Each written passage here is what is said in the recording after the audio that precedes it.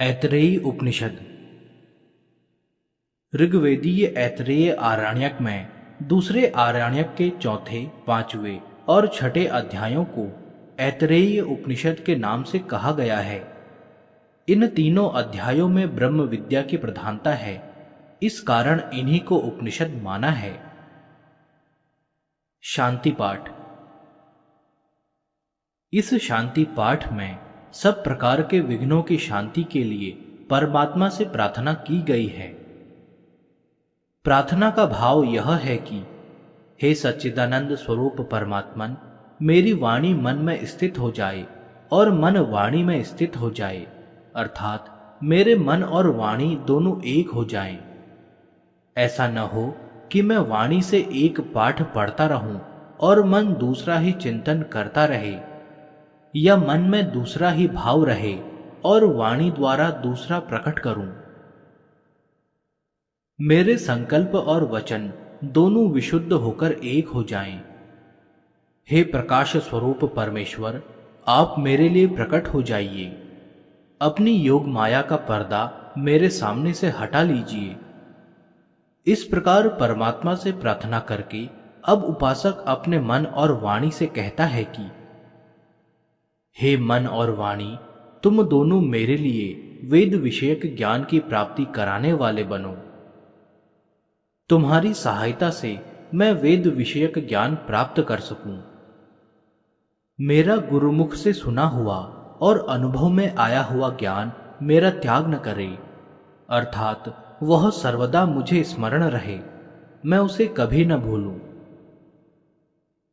मेरी इच्छा है कि अपने अध्ययन द्वारा मैं दिन और रात एक कर दूं, अर्थात रात दिन निरंतर ब्रह्म विद्या का पठन और चिंतन ही करता रहूं। मेरे समय का एक क्षण भी व्यर्थ न बीते। मैं अपनी वाणी से सदा ऐसे ही शब्दों का उच्चारण करूंगा जो सर्वथा उत्तम हो, जिनमें किसी प्रकार का दोष न हो, तथा जो कुछ बोलूंगा सर्वथा सत्य बोलूंगा। जैसा देखा, सुना और समझा हुआ भाव है, ठीक वही भाव वाणी द्वारा प्रकट करूंगा। उसमें किसी प्रकार का छल नहीं करूंगा। इस प्रकार अपने मन और वाणी को दृढ़ बनाकर अब पुनः परमात्मा से प्रार्थना करता है। हे परब्रह्म परमात्मा, मेरी रक्षा करें। वे परमेश्वर मुझे ब्रह्म विद्या सिखाने वाले आचार्य की रक्षा करें। वे रक्षा करें मेरी और मेरे आचार्य की, जिससे मेरे अध्ययन में किसी प्रकार का विघ्न उपस्थित न हो। आधि भौतिक, आधि दैविक और आध्यात्मिक तीनों प्रकार के विघ्नों की सर्वथा निवृत्ति के लिए 3 बार शांति पद का उच्चारण किया गया है। भगवान शांति स्वरूप हैं, इसलिए उनके स्मरण से शांति निश्चित है। ऐतरेयी उपनिषद। प्रथम अध्याय, प्रथम खंड। इस मंत्र में परमात्मा के सृष्टि रचना विषयक प्रथम संकल्प का वर्णन है। भाव यह है कि देखने, सुनने और समझने में आने वाले जड़ चेतनमय प्रत्यक्ष जगत के इस रूप में प्रकट होने से पहले कारण अवस्था में एकमात्र परमात्मा ही थे। उस समय इसमें भिन्न भिन्न नाम रूपों की अभिव्यक्ति नहीं थी। उस समय उन परब्रह्म परमात्मा के सिवा दूसरा कोई भी चेष्टा करने वाला नहीं था। सृष्टि के आदि में उन परम पुरुष परमात्मा ने यह विचार किया कि मैं प्राणियों के कर्मफल भोगार्थ भिन्न भिन्न लोकों की रचना करूंगा। यह विचार करके परब्रह्म परमेश्वर ने अंभ, मरीचि, मर और जल इन लोकों की रचना की। इन शब्दों को स्पष्ट करने के लिए आगे श्रुति में भी कहा गया है कि स्वर्गलोक से ऊपर जो मह, जनः, तप और सत्यलोक हैं, वे और उनका आधार ध्युलोक, इन 5 लोकों को यहां अंभ नाम से कहा गया है। उसके नीचे जो अंतरिक्ष लोक अर्थात भुवलोक है, जिसमें सूर्य, चंद्रमा और तारागण ये सब किरणों वाले लोक विशेष हैं, उसका वर्णन यहां मरीचि नाम से किया गया है। उसके नीचे जो यह पृथ्वी लोक है, जिसको मृत्यु लोक भी कहते हैं, वह यहाँ मर के नाम से कहा गया है। और उसके नीचे अर्थात पृथ्वी के भीतर जो पाताल आदि लोक हैं, वे आप के नाम से कहे गए हैं। तात्पर्य यह कि जगत में जितने भी लोक, त्रिलोकी, चतुर्दश भुवन एवं सप्त लोकों के नाम से प्रसिद्ध हैं, उन सब लोकों की परमात्मा ने रचना की। इस प्रकार इन समस्त लोकों की रचना करने के अनंतर परमेश्वर ने फिर विचार किया कि ये सब लोक तो रचे गए, अब इन लोकों की रक्षा करने वाले लोकपालों की रचना भी मुझे अवश्य करनी चाहिए, अन्यथा बिना रक्षक के ये सब लोक सुरक्षित नहीं रह सकेंगे। यह सोचकर उन्होंने जल में से अर्थात जल आदि सूक्ष्म महाभूतों में से हिरणमय पुरुष को निकालकर उसको समस्त अंग उपांगों से युक्त करके मूर्तिमान बनाया। यहाँ पुरुष शब्द से सृष्टि काल में सबसे पहले प्रकट किए जाने वाले ब्रह्मा का वर्णन किया गया है, क्योंकि ब्रह्मा से ही सब लोकपालों की और प्रजा को बढ़ाने वाले प्रजापतियों की उत्पत्ति हुई है। यह विस्तृत वर्णन शास्त्रों में पाया जाता है और ब्रह्मा की उत्पत्ति जल के भीतर से कमल के नाल से हुई, ऐसा भी वर्णन आता है। अतः यहाँ पुरुष शब्द का अर्थ ब्रह्मा मान लेना उचित जान पड़ता है। इस प्रकार हिरण्यगर्भ पुरुष को उत्पन्न करके उसके अंग उपांगों को व्यक्त करने के उद्देश्य से जब परमात्मा ने संकल्प रूप तप किया, तब उस तप के फलस्वरूप हिरण्यगर्भ पुरुष के शरीर में सर्वप्रथम अंडे की भांति फटकर मुख छिद्र निकला। मुख से वाक इंद्रिय उत्पन्न हुई और वाक इंद्रिय से उसका अधिष्ठाता देवता अग्नि उत्पन्न हुआ। फिर नासिका के दोनों छिद्र हुए, उनमें से प्राणवायु प्रकट हुआ और प्राणों से वायु देवता उत्पन्न हुआ। यहाँ घ्राणेन्द्रिय का अलग वर्णन नहीं है, अतः घ्राण इंद्रिय और उसके देवता अश्विनी कुमार भी नासिका से ही उत्पन्न हुए, यूं समझ लेना चाहिए। इसी प्रकार रसना इंद्रिय और उसके देवता का भी अलग वर्णन नहीं है, अतः मुख से वाक इंद्रिय के साथ साथ रसना इंद्रिय और उसके देवता की भी उत्पत्ति हुई, यह समझ लेना चाहिए। फिर आंखों के दोनों छिद्र प्रकट हुए, उनमें से नेत्र इंद्रिय और नेत्र इंद्रिय से उसका देवता सूर्य उत्पन्न हुआ।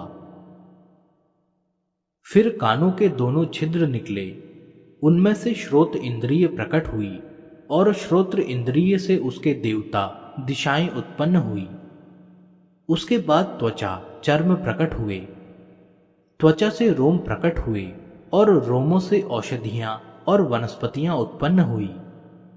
फिर हृदय प्रकट हुआ, हृदय से मन और मन से उसका अधिष्ठाता चंद्रमा उत्पन्न हुआ। फिर नाभि प्रकट हुई, नाभि से अपान वायु और अपान वायु से गुदा इंद्रिय का अधिष्ठाता मृत्यु देवता उत्पन्न हुआ। नाभि की उत्पत्ति के साथ ही गुदा छिद्र और गुदा इंद्रिय की उत्पत्ति भी समझ लेनी चाहिए। यहाँ अपान वायु मल त्याग में हेतु होने के कारण और उसका स्थान नाभि होने के कारण मुख्यतया से उसी का नाम लिया गया है, परंतु मृत्यु अपान का अधिष्ठाता नहीं है, वह गुदा इंद्रिय का अधिष्ठाता है। अतः उपलक्षण से गुदा इंद्रिय का वर्णन भी इसके अंतर्गत मान लेना उचित प्रतीत होता है। फिर लिंग प्रकट हुआ, उसमें से वीर्य और उससे जल उत्पन्न हुआ। यहां लिंग से उपस्थ इंद्रिय और उसका देवता प्रजापति उत्पन्न हुआ, यह बात भी समझ लेनी चाहिए।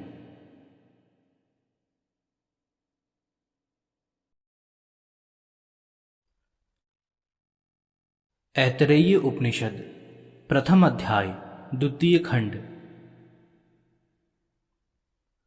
परमात्मा के द्वारा रचे गए वे इंद्रियों के अधिष्ठाता अग्नि आदि सब देवता संसार रूपी इस महान समुद्र में आ पड़े। अर्थात हिरण्यगर्भ पुरुष के शरीर से उत्पन्न होने के बाद उनको कोई निर्दिष्ट स्थान नहीं मिला जिससे वे उस समष्टि शरीर में ही रहे। तब परमात्मा ने उस देवताओं के समुदाय को भूख और पिपासा से संयुक्त कर दिया। अतः भूख और प्यास से पीड़ित होकर वे अग्नि आदि सब देवता अपनी सृष्टि करने वाले परमात्मा से बोले, भगवान, हमारे लिए एक ऐसे स्थान की व्यवस्था कीजिए जिसमें रहकर हम लोग अन्न भक्षण कर सकें, अपना अपना आहार ग्रहण कर सकें। इस प्रकार उनके प्रार्थना करने पर सृष्टिकर्ता परमेश्वर ने उन सबके रहने के लिए एक गौ का शरीर बनाकर उनको दिखाया। उसे देखकर उन्होंने कहा, भगवान, यह हमारे लिए पर्याप्त नहीं है, अर्थात इस शरीर से हमारा कार्य अच्छी तरह नहीं चलेगा। इससे श्रेष्ठ किसी दूसरे शरीर की रचना कीजिए। तब परमात्मा ने उनके लिए घोड़े का शरीर रचकर उनको दिखाया। उसे देखकर वे फिर बोले, भगवान, यह भी हमारे लिए यथेष्ट नहीं है, इससे भी हमारा काम नहीं चल सकता। आप कोई तीसरा ही शरीर बनाकर हमें दीजिए। इस प्रकार जब उन्होंने गाय और घोड़े के शरीरों को अपने लिए यथेष्ट नहीं समझा, तब परमात्मा ने उनके लिए पुरुष अर्थात मनुष्य शरीर की रचना की और वह उनको दिखाया। उसे देखते ही सब देवता बड़े प्रसन्न हुए और बोले, यह हमारे लिए बहुत सुंदर निवास स्थान बन गया। इसमें हम आराम से रह सकेंगे और हमारी सब आवश्यकताएं भली भांति पूर्ण हो सकेंगी। सचमुच मनुष्य शरीर परमात्मा की सुंदर और श्रेष्ठ रचना है।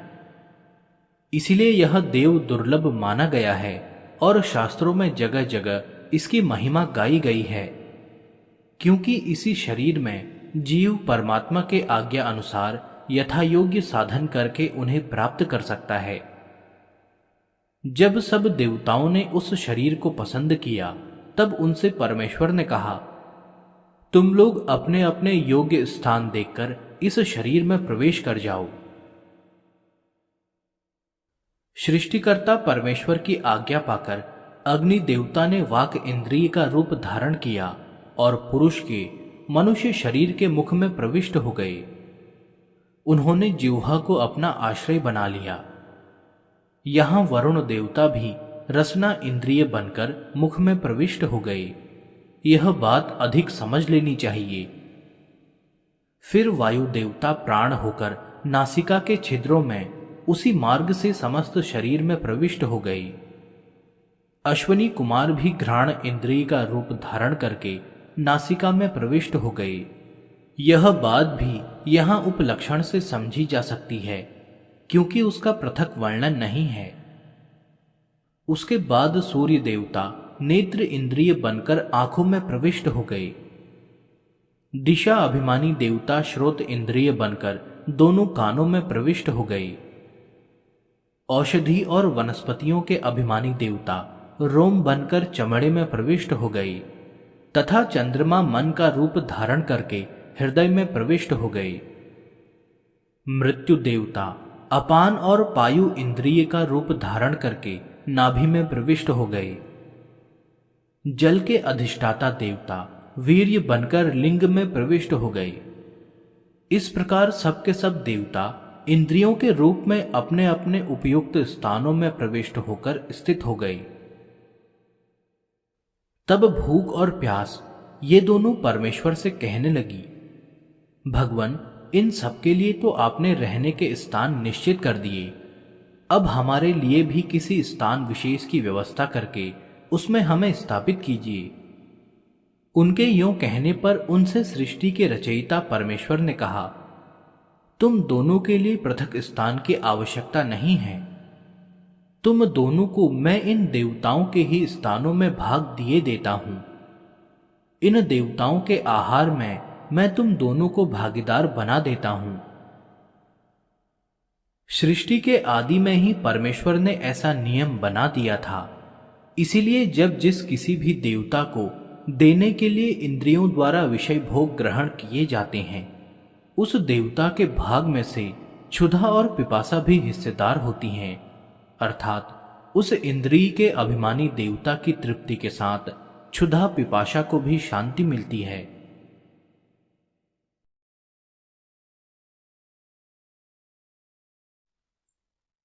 ऐतरेय उपनिषद प्रथम अध्याय तृतीय खंड।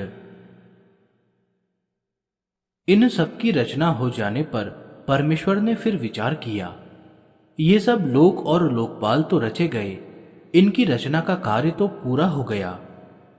अब इनके निर्वाह के लिए अन्न भी होना चाहिए, भोग्य पदार्थों की भी व्यवस्था होनी चाहिए, क्योंकि इनके साथ भूख प्यास भी लगा दी गई है। अतः उसकी अन्न की रचना करूं। उपर्युक्त प्रकार से विचार करके परमेश्वर ने जलों को अर्थात पांचों सूक्ष्म महाभूतों को तपाया, अपने संकल्प द्वारा उनमें क्रिया उत्पन्न की। परमात्मा के संकल्प द्वारा संचालित हुए उन सूक्ष्म महाभूतों से मूर्ति प्रकट हुई, अर्थात उनका स्थूल रूप उत्पन्न हुआ। वह जो मूर्ति अर्थात उन पांच महाभूतों का स्थूल रूप उत्पन्न हुआ, वही अन्न देवताओं के लिए भोग्य है। लोकों और लोकपालों की आहार संबंधी आवश्यकता को पूर्ण करने के लिए उत्पन्न किया हुआ वह अन्न यूं समझकर कि यह मुझे खाने वाला तो मेरा विनाशक ही है, उससे छुटकारा पाने के लिए मुख फेरकर भागने लगा। तब उस मनुष्य के रूप में उत्पन्न हुए जीवात्मा ने उस अन्न को वाणी द्वारा पकड़ना चाहा, परंतु वह उसे वाणी द्वारा पकड़ नहीं सका। यदि उस पुरुष ने वाणी द्वारा अन्न को ग्रहण कर लिया होता, तो अब भी मनुष्य अन्न का वाणी द्वारा उच्चारण करके ही तृप्त हो जाता। अन्न का नाम लेने मात्र से उसका पेट भर जाता, परंतु ऐसा नहीं होता। तब उस पुरुष ने अन्न को प्राण के द्वारा अर्थात घ्राण इंद्रिय के द्वारा पकड़ना चाहा, परंतु वह उसको घ्राण इंद्रिय के द्वारा भी नहीं पकड़ सका। यदि वह इस अन्न को घ्राण इंद्रिय द्वारा पकड़ सकता, तो अब भी लोग अन्न को नाक से सूंघकर ही तृप्त हो जाते, परंतु ऐसा नहीं देखा जाता। फिर उस पुरुष ने अन्न को आंखों से पकड़ना चाहा, परंतु वह उसको आंखों के द्वारा भी नहीं पकड़ सका। यदि वह इस अन्न को आंखों से ग्रहण कर सकता, तो अवश्य ही आजकल भी लोग अन्न को केवल देखकर ही तृप्त हो जाते, परंतु ऐसी बात नहीं देखी जाती। फिर उस पुरुष ने अन्न को कानों द्वारा पकड़ना चाहा, परंतु वह उसको कानों द्वारा भी नहीं पकड़ सका। यदि वह इसको कानों से पकड़ सकता, तो अवश्य ही अब भी मनुष्य केवल अन्न का नाम सुनकर ही तृप्त हो जाते, परंतु यह देखने में नहीं आता। तब उस पुरुष ने अन्न को चमड़ी द्वारा पकड़ना चाहा, परंतु वह उसको चमड़ी द्वारा भी नहीं पकड़ सका। यदि वह इसको चमड़ी द्वारा पकड़ पाता, तो अवश्य ही आजकल भी मनुष्य अन्न को छूकर ही तृप्त हो जाते, परंतु ऐसी बात नहीं है। तब उस पुरुष ने अन्न को मन से पकड़ना चाहा, परंतु वह उसको मन के द्वारा भी नहीं पकड़ सका। यदि वह इसको मन से पकड़ पाता, तो अवश्य ही आज भी मनुष्य अन्न का चिंतन करते ही तृप्त हो जाते, परंतु ऐसी बात देखने में नहीं आती। फिर उस पुरुष ने अन्न को उपस्थ अर्थात लिंग द्वारा पकड़ना चाहा, परंतु वह उसको उपस्थ के द्वारा नहीं पकड़ सका। यदि वह उसको उपस्थ द्वारा पकड़ पाता, तो अवश्य ही अब भी मनुष्य अन्न का त्याग करके ही तृप्त हो जाते, परंतु यह देखने में नहीं आता। अंत में उस पुरुष ने अन्न को मुख के द्वार से अपान वायु द्वारा ग्रहण करना चाहा, अर्थात अपान वायु द्वारा मुख से शरीर में प्रवेश कराने की चेष्टा की। तब वह अन्न को अपने शरीर में ले जा सका। वह अपान वायु जो बाहर से शरीर के भीतर प्रश्वास के रूप में जाता है, यही अन्न का ग्रह उसको पकड़ने वाला अर्थात भीतर ले जाने वाला है। प्राण वायु के संबंध में जो यह प्रसिद्धि है कि यही अन्न के द्वारा मनुष्य के जीवन की रक्षा करने वाला होने से साक्षात आयु है, वह इस अपान वायु को लेकर ही है, जो प्राण आदि 5 भेदों में विभक्त मुख्य प्राण का ही एक अंश है। इससे यह सिद्ध हुआ कि प्राण ही मनुष्य का जीवन है। इस प्रकार जब लोक और लोकपालों की रचना हो गई, उन सबके लिए आहार भी उत्पन्न हो गया तथा मनुष्य शरीरधारी पुरुष ने उस आहार को ग्रहण करना भी सीख लिया। तब उस सर्वसृष्टा परमात्मा ने फिर विचार किया, यह मनुष्य रूप पुरुष मरे बिना कैसे रहेगा? यदि इस जीवात्मा के साथ मेरा सहयोग नहीं रहेगा तो यह अकेला किस प्रकार टिक सकेगा? साथ ही यह भी विचार किया कि यदि मेरे सहयोग के बिना इस पुरुष ने वाणी द्वारा बोलने की क्रिया कर ली, घ्राण इंद्रिय से सूंघने का काम कर लिया, प्राणों से वायु को भीतर ले जाने और बाहर छोड़ने की क्रिया कर ली, नेत्र इंद्रिय द्वारा देख लिया, कर्ण इंद्रिय द्वारा सुन लिया, त्वचा इंद्रिय द्वारा स्पर्श कर लिया, मन के द्वारा मनन कर लिया, अपान द्वारा अन्न निगल लिया, और यदि जनन इंद्रिय द्वारा मूत्र और वीर्य का त्याग करने की क्रिया संपन्न कर ली, तो फिर मेरा क्या उपयोग रह गया? भाव यह कि मेरे बिना इन सब इंद्रियों द्वारा कार्य संपन्न कर लेना इसके लिए असंभव है। यह सोचकर परमात्मा ने विचार किया कि मैं इस मनुष्य शरीर में पैर और मस्तक, इन 2 में से किस मार्ग से प्रविष्ट होऊं? परमात्मा इस मनुष्य शरीर की सीमा मूर्धा को अर्थात ब्रह्म रंध्र को चीरकर उसमें छेद करके इसके द्वारा उस सजीव मनुष्य में प्रविष्ट हो गए। वह यह द्वार विद्यति अर्थात विदीर्ण किया हुआ द्वार नाम से प्रसिद्ध है। वही यह विद्वती नामक द्वार ब्रह्मरंध्र आनंद देने वाला अर्थात आनंद स्वरूप परमात्मा की प्राप्ति कराने वाला है। परमेश्वर की उपलब्धि के 3 स्थान हैं और स्वप्न भी 3 हैं।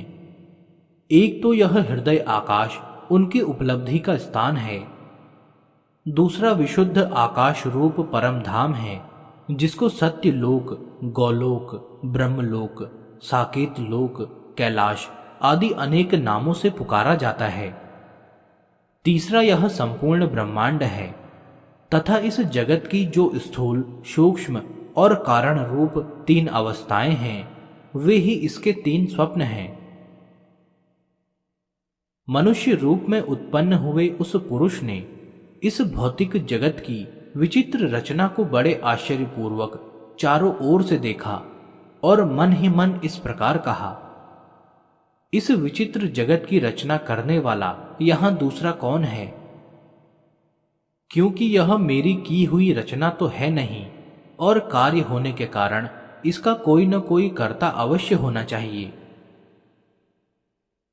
इस प्रकार विचार करने पर उस साधक ने अपने हृदय में अंतर्यामी रूप से विराजमान पुरुष को ही इस संपूर्ण जगत में व्याप्त परब्रह्म के रूप में प्रत्यक्ष किया। तब वह आनंद में भरकर मन ही मन कहने लगा, अहो, बड़े सौभाग्य की बात है कि मैंने परब्रह्म परमात्मा को देख लिया, साक्षात कर लिया। इससे यह भाव प्रकट किया गया है कि इस जगत की विचित्र रचना को देखकर इसके कर्ता धर्ता परमात्मा की सत्ता में विश्वास करके यदि मनुष्य उन्हें जानने और पाने को उत्सुक हो, उन्हीं पर निर्भर होकर चेष्टा करे तो अवश्य ही उन्हें जान सकता है। परमात्मा को जानने और पाने का काम इस मनुष्य शरीर में ही हो सकता है, दूसरे शरीर में नहीं। अतः मनुष्य को अपने जीवन के अमूल्य समय का सदुपयोग करना चाहिए, उसे व्यर्थ नहीं गंवाना चाहिए। इस अध्याय में मानव परमात्मा की महिमा का और मनुष्य शरीर के महत्व का दिग्दर्शन कराने के लिए ही सृष्टि रचना का वर्णन किया गया है। परब्रह्म परमात्मा को उस मनुष्य शरीर में उत्पन्न हुए पुरुष ने पूर्वोक्त प्रकार से प्रत्यक्ष कर लिया। इसी कारण परमात्मा का नाम इदंद्र है, अर्थात इदम द्रह, इसको मैंने देख लिया। इस व्युत्पत्ति के अनुसार उसका इदंद्र नाम है। इस प्रकार यद्यपि उस परमात्मा का नाम इदंद्र ही है, फिर भी लोग उन्हें परोक्ष भाव से इंद्र कहकर पुकारते हैं, क्योंकि देवता लोग मानो छिपाकर ही कुछ कहना पसंद करते हैं। परोक्ष प्रिया इव ही देवः, इस अंतिम वाक्य को दोबारा कहकर इस खंड की समाप्ति सूचित की गई है।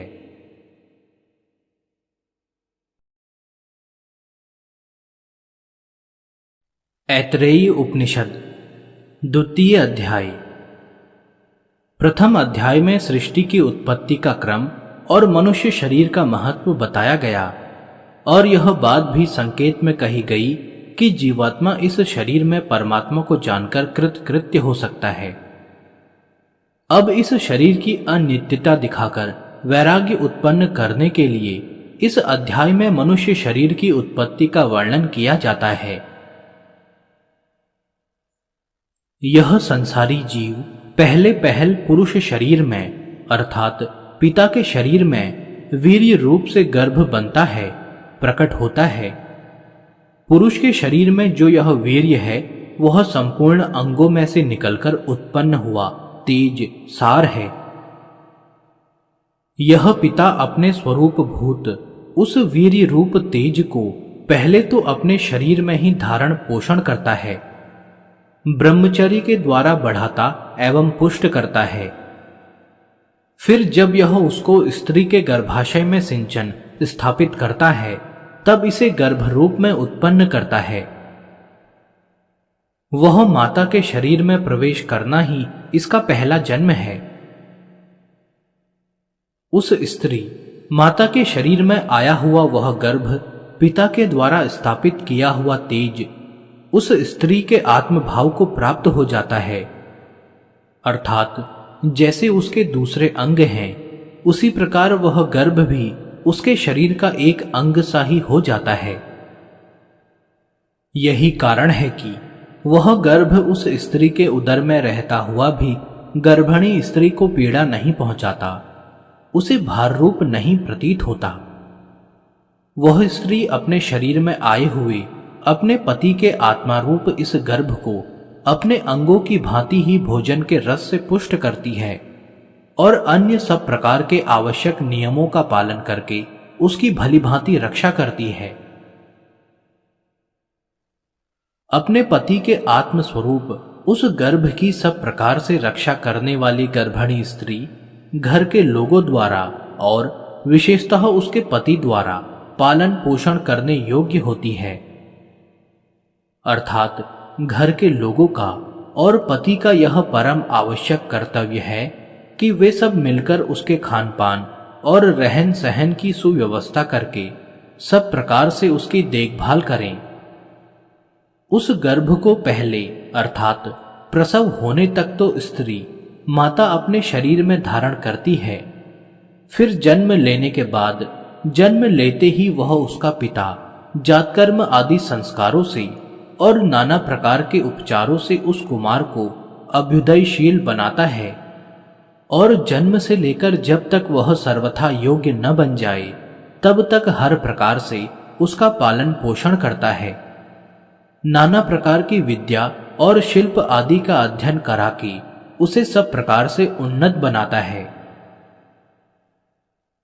वह पिता जन्म के बाद उस बालक को उपयुक्त बना देने के पहले पहले जो उसकी रक्षा करता है, उसे सब प्रकार से योग्य बनाता है। वह मानो इस लोकों को अर्थात मनुष्यों की परंपरा को बढ़ाने के द्वारा अपनी ही रक्षा करता है, क्योंकि इसी प्रकार एक से एक उत्पन्न होकर ये सब मनुष्य विस्तार को प्राप्त हुए हैं। यह जो इस जीव का गर्भ से बाहर आकर बालक रूप में उत्पन्न होना है, वह इसका दूसरा जन्म है। इस वर्णन से पिता और पुत्र दोनों को अपने अपने कर्तव्य की शिक्षा दी गई है। पुत्र को तो यह समझना चाहिए कि उस पर अपने माता पिता का बड़ा भारी उपकार है, अतः वह उनकी जितनी सेवा कर सके थोड़ी है। और पिता को इस प्रकार का अभिमान नहीं करना चाहिए कि मैंने इसका उपकार किया है, वरन यह समझना चाहिए कि मैंने अपनी ही वृद्धि करके अपने कर्तव्य का पालन किया है। पूर्वोक्त प्रकार से इस पिता का ही आत्मस्वरूप पुत्र जब कार्य करने योग्य हो जाता है, तब वह पिता उसको अपना प्रतिनिधि बना देता है। अग्निहोत्र, देव पूजा और अतिथि सेवा आदि वैदिक और लौकिक जितने भी शुभ कर्म हैं, उन सब का भार पुत्र को सौंप देता है। गृहस्थ का पूरा दायित्व पुत्र पर छोड़कर स्वयं कृतकृत्य हो जाता है, अर्थात अपने को पितृ ऋण से मुक्त मानता है। उसके बाद इस शरीर की आयु पूर्ण होने पर जब वह पिता इसे छोड़कर यहां से विदा हो जाता है, तब यहां से जाकर दूसरी जगह कर्म अनुसार जहां जिस योनि में जन्म लेता है, वह इसका तीसरा जन्म है। इसी प्रकार यह जन्म जन्मांतर की परंपरा चलती रहती है। जब तक जन्म मृत्यु के महान कष्ट की आलोचना करके इससे छुटकारा पाने के लिए जीवात्मा मनुष्य शरीर में चेष्टा नहीं करता, तब तक यह परंपरा नहीं टूटती। अतः इसके लिए मनुष्य को अवश्य चेष्टा करनी चाहिए। यही इस प्रकरण का उद्देश्य प्रतीत होता है। इस प्रकार बार बार जन्म लेना और मरना एक भयानक यंत्रणा है, और जब तक यह जीव इस रहस्य को समझकर इस शरीर रूप पिंजरे को काटकर इससे सर्वथा अलग न हो जाएगा, तब तक इसका इस जन्म मृत्यु रूप यंत्रणा से छुटकारा नहीं होगा। यह भाव अगले 2 मंत्रों में वामदेव ऋषि के दृष्टांत से समझाया जाता है। उपर्युक्त 4 मंत्रों में कही हुई बात का ही रहस्य यहां ऋषि द्वारा बताया गया है। गर्भ में रहते हुए ही, अर्थात गर्भ के बाहर आने से पहले ही वामदेव ऋषि को यथार्थ ज्ञान हो गया था। इसलिए उन्होंने माता के उदर में ही कहा था, अहो कितने आश्चर्य और आनंद की बात है कि गर्भ में रहते रहते ही मैंने इस अंतःकरण और इंद्रिय रूप देवताओं के अनेक जन्मों का रहस्य भली भांति जान लिया। अर्थात मैं इस बात को जान गया कि ये जन्म आदि वास्तव में इस अंतःकरण और इंद्रियों के ही होते हैं, आत्मा के नहीं। इस रहस्य को समझने से पहले मुझे सैकड़ों लोहे के समान कठोर शरीर रूपी पिंजरों ने अवरुद्ध कर रखा था। उनमें मेरी ऐसी दृढ़ आहता हो गई थी कि उनसे छूटना मेरे लिए कठिन हो रहा था। अब मैं बांझ पक्षी की भांति ज्ञान रूप बल के वेग से उन सबको तोड़कर उनसे अलग हो गया हूं। उन शरीर रूप पिंजरों से मेरा कोई संबंध नहीं रहा। मैं सदा के लिए उन शरीरों की अहता से मुक्त हो गया। इस प्रकार जन्म जन्मांतर के तत्व को, अर्थात जब तक यह जीव इन शरीरों के साथ एक हुआ रहता है, शरीर को ही अपना स्वरूप माने रहता है, तब तक इसका जन्म मृत्यु से छुटकारा नहीं होता। इसको बार बार नाना योनियों में जन्म लेकर नाना प्रकार के कष्ट भोगने पड़ते हैं।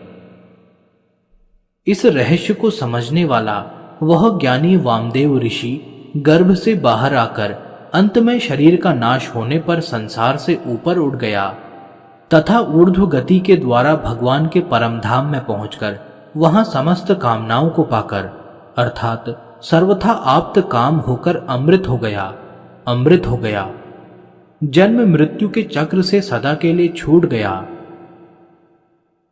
संभवत पद को दोहराकर यहां अध्याय की समाप्ति को सूचित किया गया है।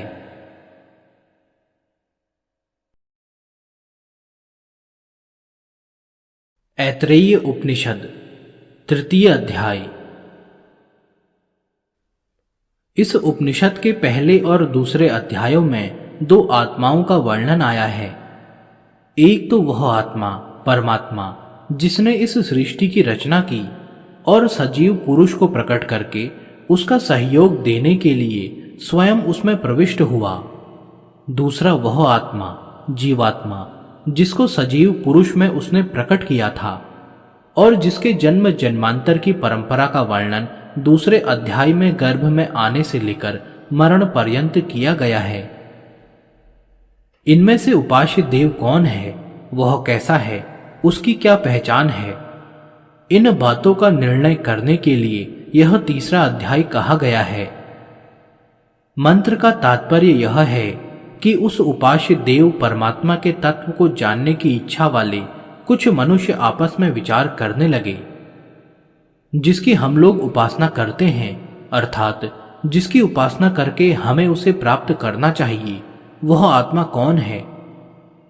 दूसरे शब्दों में, जिसके सहयोग से मनुष्य नेत्रों के द्वारा समस्त दृश्य देखता है, जिससे कानों द्वारा शब्द सुनता है, जिससे घ्राणेन्द्रिय के द्वारा नाना प्रकार की गंध सूंघता है, जिससे वाणी द्वारा वचन बोलता है, जिससे रसना द्वारा स्वादयुक्त और स्वाधीन वस्तु को अलग अलग पहचान लेता है, वह पहले और दूसरे अध्यायों में वर्णित दो आत्माओं में से कौन है?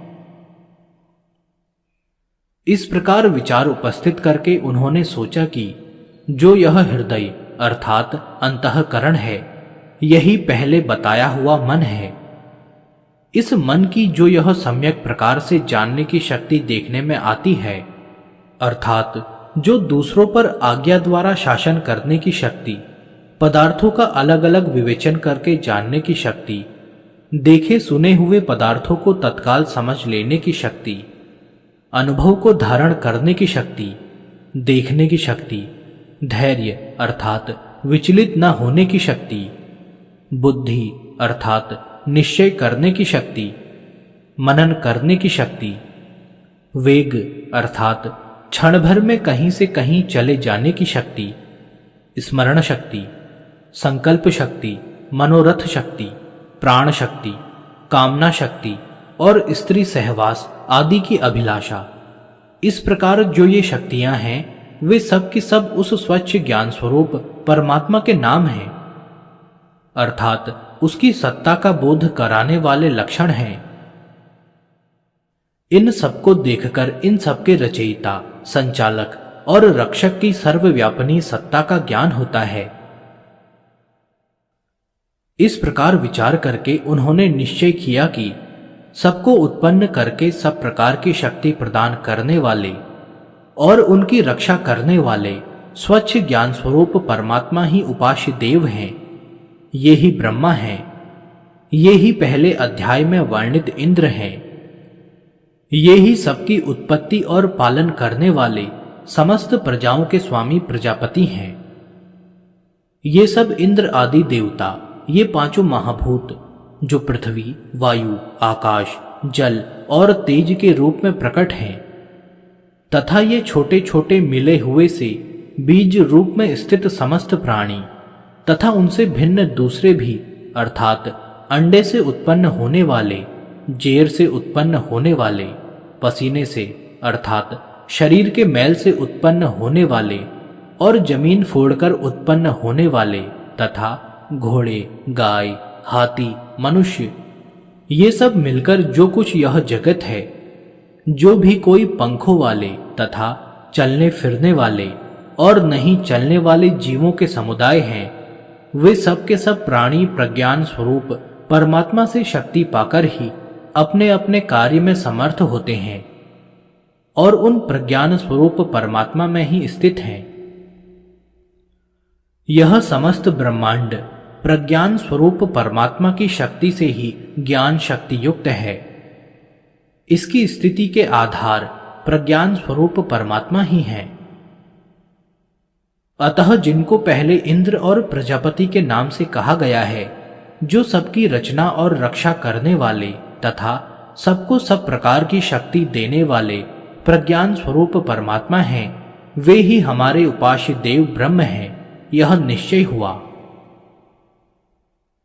जिसने इस प्रकार प्रज्ञान स्वरूप परमेश्वर को जान लिया, वह इस लोक से ऊपर उठकर अर्थात शरीर का त्याग करके उस परमानंदमयी परम धाम में जिसके स्वरूप का पूर्व मंत्र में वर्णन किया गया है, इस प्रज्ञान स्वरूप ब्रह्म के साथ संपूर्ण दिव्य अलौकिक भोग रूप परम आनंद को प्राप्त होकर अमर हो गया, अर्थात सदा के लिए जन्म मृत्यु से छूट गया।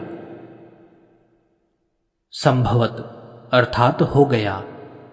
इस वाक्य की पुनरुक्ति उपनिषद की समाप्ति सूचित करने के लिए की गई है।